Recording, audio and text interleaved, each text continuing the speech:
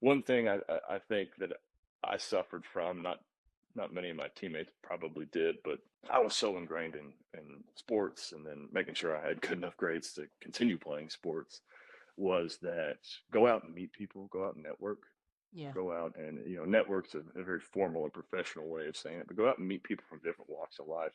Yep. People, I run into people and they ask, hey, were you in a fraternity? Technically, yes, I was, but my fraternity to me was a football team, Yeah, for because sure. you're around them all the time, especially with you all. When you traveled and you're on those sleeper buses, I mean, you're with those, 10, 15 girls all the All time. the time. You're with Yep. Coach Boyer all the All the time. time. Yep. And so, I'll ask people, hey, this person was at ASU when you were there. Did you know him? Well, if they weren't really on the football team, I didn't really know them. 94, 94, yeah, this more than 94. This is more than 94. Yeah, this more than 94. 90, more than 94. Yeah.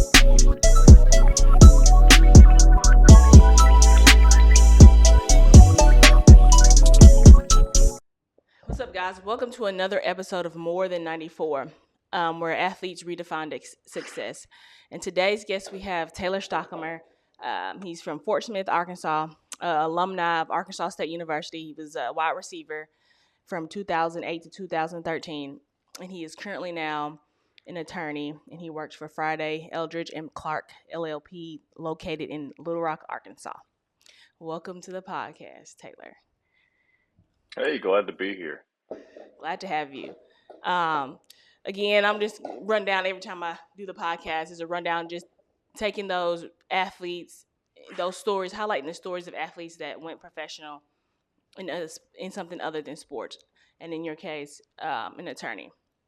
And so the first question I normally ask the guests is, how did you get started in sports in general? I actually have a unique story. My father played running back at Baylor growing up and spent some time in the NFL, and I was never really pushed into sports. When I started junior high, I actually got talked into playing football by one of my close friends at the time. I'd never really done it. Parents had never really pushed me into the sport, and so I thought I'd try it out. I ended up being pretty successful at it, and it went from there. As I progressed, I got better and better and got an opportunity to play at Arkansas State. Oh, that's good. Sports in general was not even a thing for you. You weren't even interested in sports growing up, or Not at just all. Not at all. oh, I that's paid attention when it was on TV. I tried to play basketball. I know you were really good at basketball. I tried to play basketball, and I was terrible. I you mean, know I you, couldn't you know dribble. I all, couldn't all shoot. that's crazy Everything you because need to do. yeah, but like because your height and people just assume because you're tall, like oh for sure he's gonna play basketball or play some sport just because I'm pretty sure they just like always trying to get you to play something just because of your height. The first true organized sport outside of club basketball or little league basketball was actually track, Oh, which is okay. easy because all you have to do is run. And I Yeah, was yeah. part of the school track team, and so I ran and ended up being faster than most of the kids. But that's developmental when you're a teenager, and so walked into football, had no idea what a first down was, had no idea what to do. I just went out there, and once I started to piece it together, I was a lot better at football than I was at basketball. Yeah. So walk us through that. When did you know, like, oh crap, I could get a scholarship to go play at the Division 1 level? Well, moving from the ninth grade into the 10th grade, they moved all the ninth graders up to be with the senior high. And I started getting reps on the varsity team. And, my friends and family were like, hey, that's a big deal. But I was still so new to the game, I didn't understand. I thought maybe it's because we didn't have enough players or they're just trying people out. And I ended up starting as a sophomore and doing fairly well as a sophomore. I believe I led our team in receiving yards that year, and I started getting letters in the mail. And I thought, well, that's kind of interesting, and that's kind of when my dad stepped in and said, "Hey, here's what's about to happen.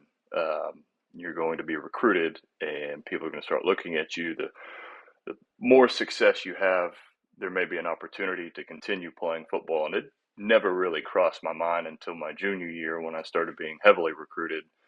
I thought, well, this may be a possibility. Yeah. Oh, that's yeah. And that, and I can kind of relate to that, even though like I've always played basketball, but like as far as like playing college, I was just really out there having fun. Like, and then the letters Yeah. start coming in the mail. I'm like, oh, okay. So I guess I will go. Because I was like, if I didn't play basketball, I probably would have ended up like military or something. Well, But that's what my mother told me. My brother got a full ride academically, and she said, "Look, you got two choices here. It's either going to be a full ride academic, and you're going to have to earn that, or you can try and do it in sports." And when people are saying, "Hey, you just keep playing this game that you're having fun playing, and yeah, we'll give you a full ride," I thought that's a little easier than grinding it out. And I still did well in the classroom, but you're competing right. against a lot more intelligent people than I am trying to get those scholarships, and so for me, it was the sports route. Yeah, yeah. Yeah, and I just didn't want to pay for school, and I was either somebody was gonna pay, either the military's gonna pay, or going to play sports. Okay, so let's walk through like because what I like to highlight honestly when we talk on the podcast is like that transition from sports into the real world, and I know we will talk a little bit about what did you do after you left Arkansas State. So came again that opportunity to pursue it afterwards, and I'm sure you're familiar with this, and everybody else that's been on this podcast, but everybody in collegiately thinks, oh, I've got a shot at the next level. Yeah, Most of my teammates thought that, and we played with a bunch of incredible players. Demario Davis, who still plays in the NFL, was one of my yeah, teammates for 3 years. We had so many people go to that next level that the thought of making it wasn't as unrealistic as the opportunity actually was. Thankfully, I was given an opportunity to go down with the Miami Dolphins and go to camp, but didn't make the team, got cut, and that kind of real world shock of your personality is, hey, I'm a football player, but no longer in my life was I a football player, so I had to figure out what to do. My last year of, or my last year at ASU, I decided, hey, I may want to try law school.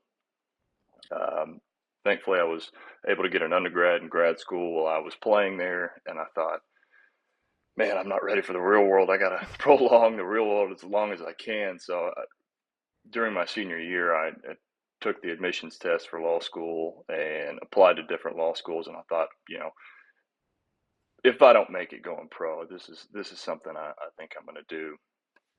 So obviously didn't make it, and thankfully I was accepted down here at the University of Arkansas Little Rock Law School, and was able to attend there almost seamlessly after my playing career.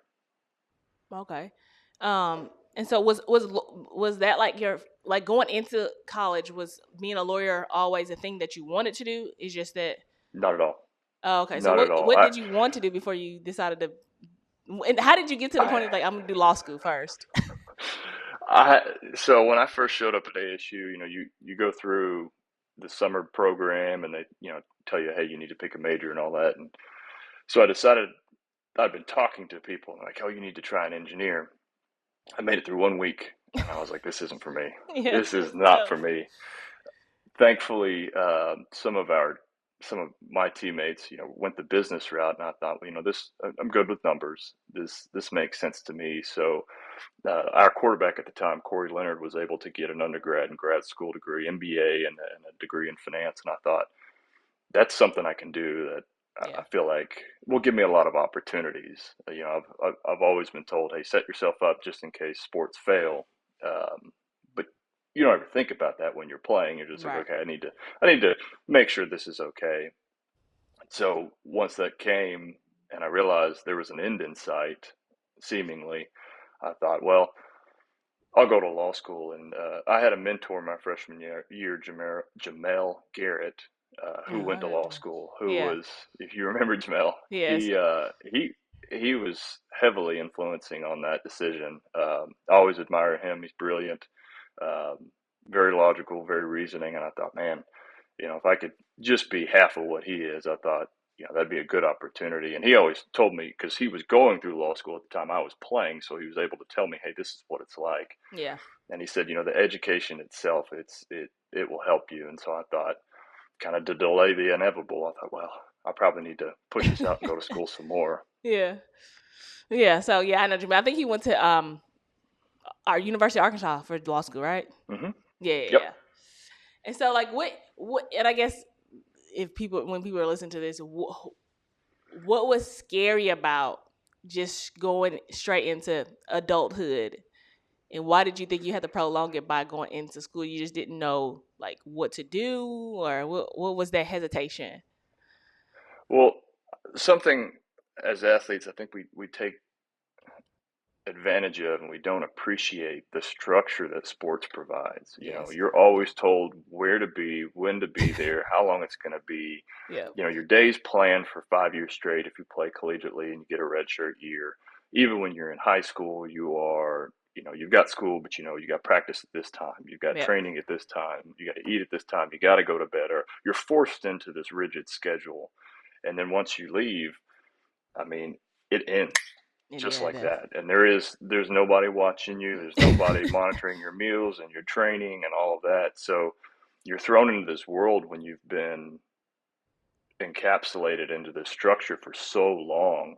Yeah. And that's why a lot of people fail. They lose that structure. And I appreciate the structure. It helps me a lot, especially when you get in trouble if you don't do those things. If you don't go to class, if you don't show up to meetings, if you don't show up to practice, Right. nobody forces you to do that in the real world. So if you nobody's making sure you're going to get to work on time, like it is. We are essentially programmed. We everybody like you said, they're watching our what everything we do. So we are automatically put into a structure or a system that we don't have to think about. Like I tell them, I have a niece. I'm telling like if you want to go Division 1, just know that like your life is that sport. So you're going like Hmm. there's not a lot of stuff to do on the outside. So that's the route you want to take. Just know what comes with it, and that's being structured. That's being monitored. That's your life is pretty much. And I hate when we got whole time management, and it really wasn't. Now that I think about it, time management because our time was already managed. We just had to Yep. just show up, essentially just show up because our time's already allotted. Like they told us where, like you said, where to be. So we didn't really have to manage a whole lot of time. We just had to like not be like stupid and not do Right. something else that's not outside of that and get in trouble.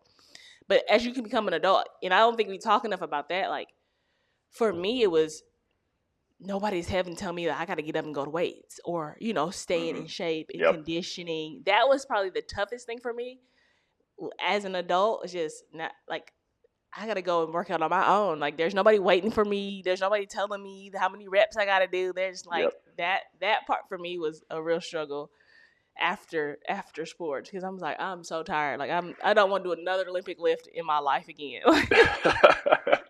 Yeah, I agree with you on that. And it's interesting. I talk with our managing partner all the time, and he says I really appreciate athletes and the hard work and discipline and time management. And I always think about that. I was like, because he was a former ASU football player as well. I said, we were forced. We didn't have a say so. Right. Nothing was voluntary. Even the voluntary workouts were not voluntary. They were Right. voluntold, is what we always used to say. Exact. Yeah. Yeah. Because it's like when they and it is a like, and I try to tell people like, and I get some employers do like athletes, but I said you do have athletes that are lazy. So like the hard work part, yes, that's Hmm. on the individual. But I've played with people that have the most talent and are lazy. So that doesn't mean because somebody was a Division 1 athlete or was an athlete that they were a hard worker and they showed up on time. So those still things Hmm. still come into play, but sometimes I think in the rural world, like some employers think, oh, you for sure, you have to be a great worker because you were a division. No, that does not mean that all the time. Doesn't always translate. That does not always translate at all. And so, now that you're obviously, we're gonna skip like when you went through law school. What are some things in law school that you wasn't necessarily prepared for when you got there? I know you had Jamel So, to bounce off of, but what are some other things maybe you wasn't aware of? so it's funny we talked about time management here because I was so late applying to law school here at the University of Arkansas Little Rock, all the slots for the full time students were filled, and so I had to go to school what they call part time, which is essentially nighttime. So when I got down here, you know, being at ASU, being on scholarship, I had room and board, I Yeah. had meals, I had all that. I didn't have that anymore. So I Yeah. had an apartment I had to pay for. I had meals I had to pay for. I had school I had to pay for, Yeah. which, all that was new. So I had to get a job. So I got a job and I worked during the day from about 8 to 5, a little bit after, and then I would just go straight to school at night. And I did that for 4 years getting there. And so I was so fresh from leaving ASU that I guess time management, as we just kind of spoke of, or being forced, Yeah. it's a little bit different when you pay for school. Right. I think that's another thing we took advantage of when I'm playing sports and they're paying my way. When you're going through and you're shelling out your own money for school, it means a lot more. So Yeah. I felt that pressure to I've got to do well in law school. So what I wasn't prepared for, like I told you at the beginning of this, I'm good with numbers. Yeah. I'm good with numbers. I wasn't a very good reader. I wasn't a very good writer. That's all law school is. Ooh. I had a professor in law school that says that I think he continually says that we're in law school because we can't count very well. I'm sitting here thinking, well, crap, that's the one thing I can do well. Yeah. Um, so I wasn't prepared for all the reading. I wasn't prepared for all the writing. Now it made me better because I Yeah. had no choice. It was you either going to do this or you need to drop out. So I learned to read and write, and the preparation. Mm. That's one thing that's big in law school is when you get into class, they expect you to have done the reading. They expect you to understand it, and they know. Actually, I had one professor, so you get in there and it's 100 students or whatnot, and he'll call on people and you'll interact, and he'll make you stand up in front of the class and you interact with this guy who's infinitely more knowledgeable, or this Yeah. lady that's infinitely more knowledgeable than you are, and you get beat down every time, which I wasn't afraid of being in front of people, just being on the field, and Yeah. that never really bothered me. But the preparation was tough because there was no, hey, we're going to practice from 3 to 6. It was There you go. you got to find the time to do your own practice, Yep. and then come ready. And so each class essentially was either a scrimmage or a full time game that you had to be ready for, and that coupled with working a job, that was very difficult. Yeah. One of my teammates with me actually went to law school, but he was in the full time. He'd gotten in a little bit before I had. And I remember when he was finishing up his third year, which would have been his final year, I was only halfway through, and I thought, man, I don't know if I can do this 2 more years. It was a grind. I bet. I bet. And having to have a job on top of that. And it is really that's when you get to really time management. Like, because now you gotta juggle the responsibilities of that job Hmm. and find the time to study. If you're going to work 8 to 5, then straight to class, it's like now you gotta fit in how do you study for those classes that you gotta be ready for. And so that is a lot of time management factored in. And again, in college, you just pretty much, this is your time. This is how you're going to spend your time. That's Hmm. different than time management. And so you graduate law school. And so what is that? Was that a transition? Now you got to go find a job, or did you have like an internship to kind of lead you in So seamlessly? I got really lucky. Um, my last year of law school, most people do internships, or in the legal world, they call them clerkships, but they're internships. And all of my friends and classmates in law school were doing these. They're, working for this firm or working for the government or working for the prosecutor's office, whatever it was. I never did that. And I thought, I'm shelling out all this money to get this experience, and I never intended to be a lawyer.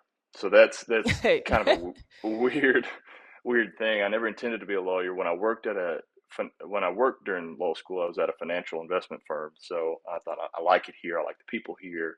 There was what the CEO at the time had a law degree, never practiced law. So I thought, hey, this is kind of what I want to do. And that last semester, I thought I'm shelling out all this money. You know, my family's helping me, pushing me through. Yeah. I need to get that experience. And I got lucky to clerk or intern with the firm I'm at now.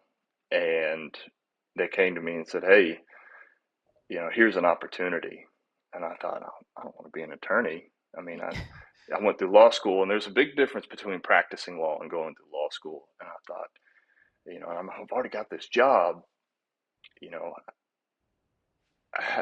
what do I do? And so I spoke with one of the guys I worked with, and he said, you're stupid if you don't take this opportunity. So I said, Right. I'll do it. I'll do it. So then I show up. I study for the bar, pass the bar. I show up completely unknowing what I'm about to do. And the way we work at our firm is you get the job done, regardless if you're working till 10 at night or you're working 3 in the afternoon. Get the job done. So we spoke of that rigidity and the being voluntold Yeah. or all that. It's not there anymore. So now I've gone from working in a school to just a job.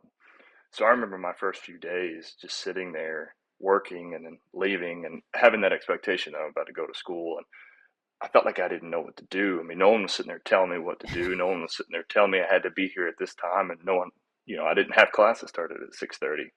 And so I remember leaving one time. It was about 6, my first year, and I'm walking out and I see the sun for the first time in a long time, and I thought, I've got nothing to do. I mean, I can go back in there and work, or I can go work out.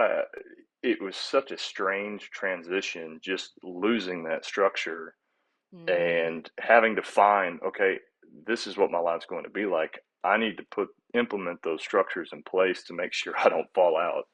Yeah, that's good. And when you're so like during those years, what do you think about besides what we've already talked about? Like, what kind of things do you think that even with your sport, even with football, helped you out that you still kind of used throughout your time in law school and making that transition? Any tools or any things that you still keep with you that you still put in place to help you with that transition and today as you go through law, like even at your law firm, y'all are essentially a team. And so what are some of the Mm-hmm. things that you use in football maybe, or is it the kind of the same thing, like the team effort is the same? Is it one goal, or does everybody else have like their own cases? And so how does that work out for you? So it's a mixture. We do work together as a team. The firm, if you look at everybody that works there, we're working to make the firm better. Essentially every business is in there to make money, but do that. Yeah. But at the same time, I'm a mergers and acquisitions attorney, so we help businesses buy and sell, help people out. A lot of homegrown businesses, especially here in Arkansas. If somebody starts a business over 30, 40 years, they build it up, they do really well, they want to sell it to somebody else. So Okay. we help them with that. So we're helping them, and then we've got a team of people working together, and we all have to be working towards the same goal, meeting the same deadlines, all of that. That's really helped the team atmosphere, and that's something I've noticed working different jobs and being around different people. And when I help people buy and sell businesses, I get an insight into their life, especially if you grew a business and it's your livelihood. Right. And one thing I've noticed, and I don't mean to be disparaging, is a lot of people don't have that team mentality Mm-hmm. of working together. You have a bunch of individuals, and as a Mm-hmm. group they're successful, but they're not successful together. And so that's one thing. I played the sport that everybody says the ultimate team sport, where you have to have 11 people working together to do just to be correct one time. Yeah. And you want to do that 60 to 70 to 80 times a game. You all, especially team game. I know Yes. you were a superstar, but you needed your Teammates to teammates to get be the yeah. successful as well. Yes. Um, that, and then the mentality of pushing through pressure. Yeah. That was another thing. When people face adversity in the real world, I don't say the real world, not the non-sports world, a lot of people don't respond well. Mm-hmm. Whether it's how they treat people Yeah. or what their outlook is. What is does their mentality change? And in sports, you've got no choice. Yeah, If you're that's in a right. bad position, you're trying to come back. Like, Yeah. you can be mad about it, or you can be sad, or you can throw a tantrum, but our goal is to win. So Yes. you've got no choice but to do that. And I think over time that gets ingrained in you, like regardless of the pressure. I mean, you gotta show up. And so that's one thing I see people dealing with stress levels and all that. And Yeah. for so long you're under such Stress. great stress that Yeah. this sometimes just seems easy. Yes, and that's the thing that I've found out. This working in corporate America is just like first, people don't know what it means to be a teammate, and that your success, if we work together, like it'll be better for the whole, like not just the individual. Mm-hmm. And like what we deem as like small, like why are you stressed out? Like this is nothing, and it's just like you just got to get a little grit. And I guess that's the word. I Yeah. was like, you got to have some grit. Like if you don't have any grit, like you can't just, it was an option for us like to just fold and cry about it and just like, no, you got to go out there and do it again. Like you messed up, you dropped the catch. Okay, well the next time I have to catch it. Yep. And so I think being a part of a team sport makes a difference majority of the time. I'm gonna say all the time, just to get that experience and knowing like what it is to be a good teammate. And if that's because I help coach a little league, like little league. I do help little league basketball, and I help here a small private school here. And I'm just like, y'all, like if anything, just be a good teammate. Like, Mm-hmm. I get it. This may not be your sport. You may just be doing this to get to stay in condition. But if this person over here is going hard and they love basketball, at least be a teammate and go hard for them. Even if mom told you to get out here because you don't want to do X, Y, and Z, just do it to be a good teammate. If you can't do it for nothing else, and I'm so terrible. I'm like, then don't sign up for sports. Like, so don't do it Mm-hmm. if you're going to be a horrible teammate.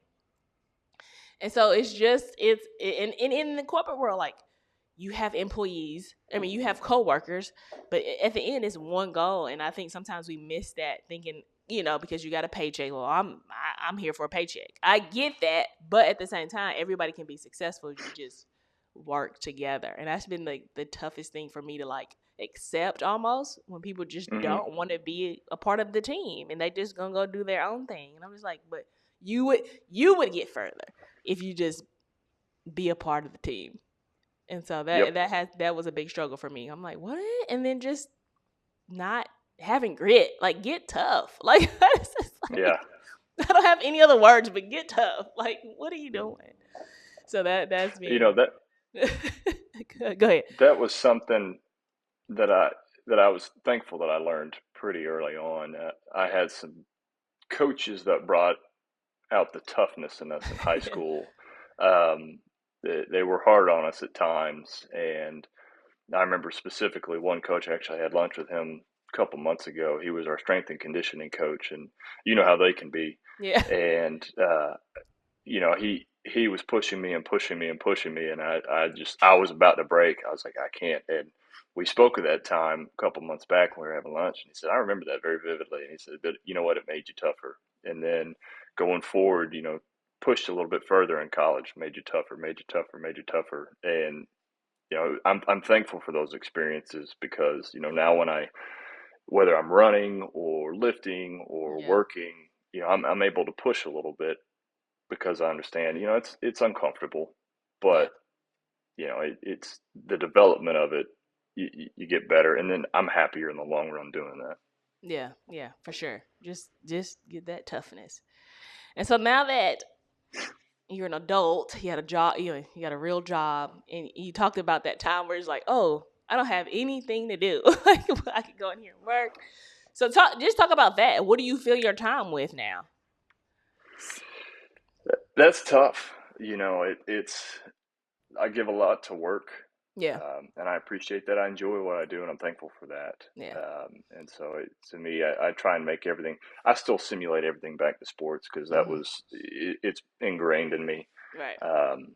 So I try and make work like a game. But with the last, I guess, 6 years, or yep, 6 years, 5 years ish, I've picked up running. Um, it's something that I can push myself and train to do. And I'm like you.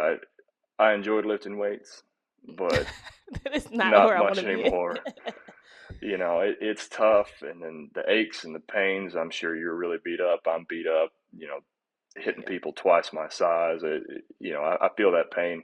I enjoy when I run, and so I spend a lot of time doing that. Yeah. Going out and training, and I enjoy. I still enjoy the process of the training. To That me, and then yes. races are fun. I like to go and run with buddies. It's still that team atmosphere. Hmm. I like to pace people for races, and I like to go and do it with my friends. When we cross the finish line together, it feels like something we've done as Yeah. opposed to something I've done. And so I enjoy that a lot. Yeah, and I talk about like obviously you'll never get that same atmosphere, right? Going out there playing a football Mm-hmm. game. So you never really get that, but you like trying to find stuff that because Yep. I tell them like kids ask me all the time. I said honestly, I don't miss the game, like the actual playing of the game. I miss competing. I miss Mm-hmm. competing in practice. I miss the because I'm a person I can fall in love with the process. So I miss the process of that and just competing, like because I'll never get that same kind of competitive, that same type of adrenaline when you're just out there competing. Now I can probably go. It's just not gonna be the same because I can go Yeah. play at some league over here, but it's just not gonna be the same level of talent. Like Yeah. it's just not gonna be the Yeah. same. And so finding something just that's the only thing that I miss about basketball now. Playing a game and all that, I that doesn't bother me at all. Hanging it up It's never it. bothered me. Like putting basketball down never bothered me. Just that competitiveness spirit. Like I need you to compete. I want to compete, if anything. It's it's funny you say that. I don't enjoy running races by myself. Because there's always going to be somebody that's going to be faster than Oh, for you sure, yeah, and running a better time and running a better marathon or a half marathon or all that. And so I find myself competing against myself yeah, in the training process. And I can beat a time here and beat a time here, but then I have friends tell me all the time, man, you need to run this race, you need to run this race. And for me, running a race and doing well, it's not the same as walking out and playing at Auburn. yeah. It's just that adrenaline was so much more. But it's funny you touch on the competing aspect of it too. I used to coach Little League football. I did for about 4 or 5 years at a Yeah. small private school here in Little Rock. And me and one of my former teammates, Philip Butterfield, Oh, and that wonderful. was so much fun because we could get these little kids, we could teach them the appropriate game of football, we could teach them how to be a team, and we Yeah. could go and compete and do well. And that was so much more fun than me trying to go out and win a race. And just watching these kids be successful and watching these kids go and compete and have a fun time. Yeah, because that is true. Because people always ask me like, do your kids play? They're 5 and 3. No, they don't play. So that because it's almost like weird for them. Like, so then what are you out here? Why are you doing this? And I'm just like, it's not just it's like other people, just like, and I had to be like, it was somebody that poured into me that wasn't my blood Mm-hmm. that helped me, get to where I got to. So it doesn't always mean because I'm only out here coaching just for my child. And I think for me personally, I think that's selfish if you know you can go out there and change somebody's life. And that's just because somebody took their time that didn't know me and that was not related to me and did that for me. But it's like in Yep. today's time, it's like weird. Like, why? It's just because you can see these kids like some kids you can see like they can do it. It's like nobody is pushing them to do it. And then when they do it, Mm-hmm. it's like, oh, I really can do it. I'm like, yeah, like you. And I try to explain that to you, especially girls. Girls are different. I feel like when it comes to sports. But the girls are like more of a confidence thing, and I'm Mm-hmm. like, listen, I've never lacked confidence. If I was good, like that department, so that's been like a struggle for me because I never was that little girl that like lacked the confidence or I was afraid to go out there and play with the boys. And so it's just like, guys, y'all can do it. It's just stop worrying about somebody looking at you. It's really what it comes down Yeah. to. It's like like don't be embarrassed. Like it's fine. Like just go out there and play. Like you're more than capable of doing it. You may not look like Maya Moore or somebody doing it, but you can still do it. And so that's been kind of tough when for me for like coaching little girls that may have just don't have the confidence in themselves Mm-hmm. to go out there and do it. And just see, like you said, and just seeing them compete. Like I love seeing kids compete. And that's how you get better. And that's also like compete. Just compete. That's all you gotta do is compete. I don't care if you don't score a basket and get Win, a lose. 1,000%. Like compete. Exactly. So that's been that is I've not heard a lot of people that I've on the podcast.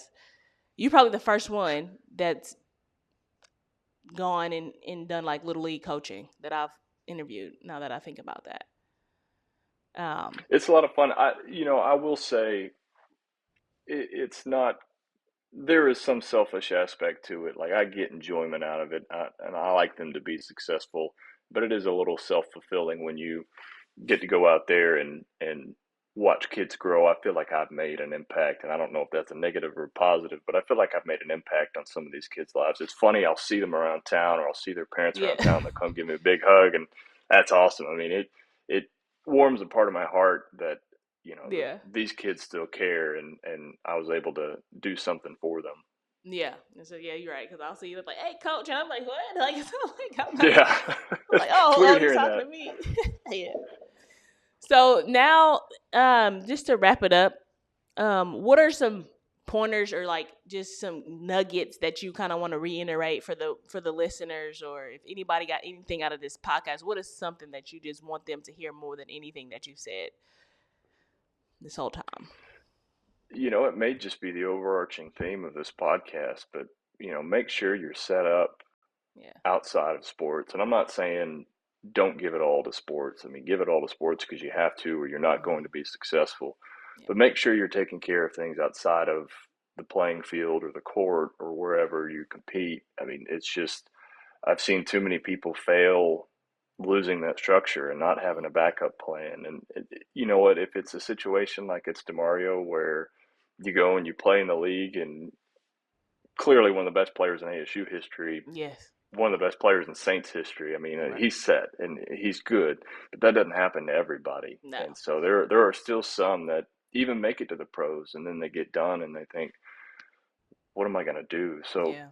focusing on having some sort of life after sports, and it's like I said, it's not dump all your eggs in one basket and give up on sports, but have that idea of what I want to do and go to your colleges and universities and ask, what would be good for me, Yeah. because I'm not going to get into coaching, and especially in today's day and age, things are crazy. But I would feel more comfortable going to the dean of one of the colleges and Mm-hmm. saying, "Hey, you've seen my work in the classroom. What's something you think I could do after school or after sports that Yeah. would make me be successful?" Because if I would ask my coach, I don't know if he'd have the same response that somebody It's like just who's work hard. invested in your learning. just work Yeah. hard.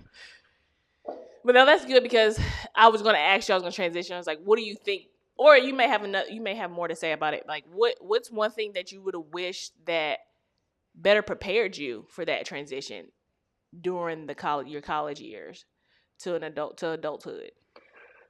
That's a really interesting question, because you don't know what to expect unless you've been in the real world before you go to sports, and very, Yeah. very few people actually have. It's knowing that things are going to change and they're Mm-hmm. going to change dramatically.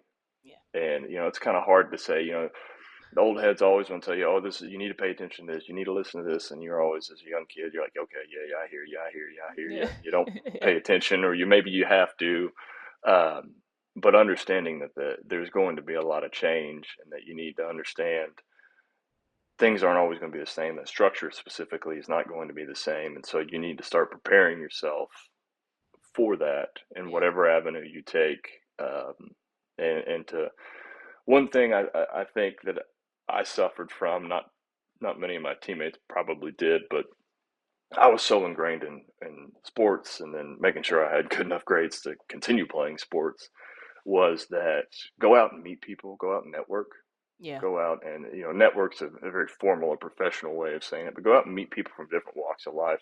Yeah. People, I run into people and they ask, hey, were you in a fraternity? Technically, yes, I was, but my fraternity to me was the football team, Yeah. because For sure. you're around them all the time, especially with you all. When you traveled and you're on those sleeper buses, I mean, you're with those, 10, 15 girls all the All time. the time. You're with Yep. Coach Boyer all the All the time. time. Yep. And so, I'll ask people, hey, this person was at ASU when you were there. Did you know them? Well, if they weren't really on the football team, I didn't really know them, Yeah. and so go out and meet those people, because there are plenty of people that I've run into that were my age or a little younger or a little older that were Yeah. ASU that I never met, that I never got that opportunity, that could be life changing. Yeah. For sure. No, that is good because we just, again, you hear those things. He's like, oh, go do this and that. But I'm just like, honestly, at 18 years old, like, we weren't Mm-hmm. worried about going to network or going to this business event at the business. Like, I was worried about going and get a nap before practice. Like, that's what Yep. I was worried about. Get out, going to Yep. eat and get a nap before practice was my main concern outside of going to practice. So it's good to, and the world, like, like in sports has changed a lot. So since we've graduated, so I think more than ever, they probably have more time, or they get to pick and choose what they want to do a little bit more Mm-hmm. than we did with all the NIL stuff going on. So, but that's it. What are any last remarks you want to make, Taylor, before we end it? Well, I appreciate the time here. It's been a lot of fun. I enjoyed watching some of the other podcasts and hearing what everybody has to say. I think Yeah. you're doing a really good thing here. Oh, thanks. That is gay.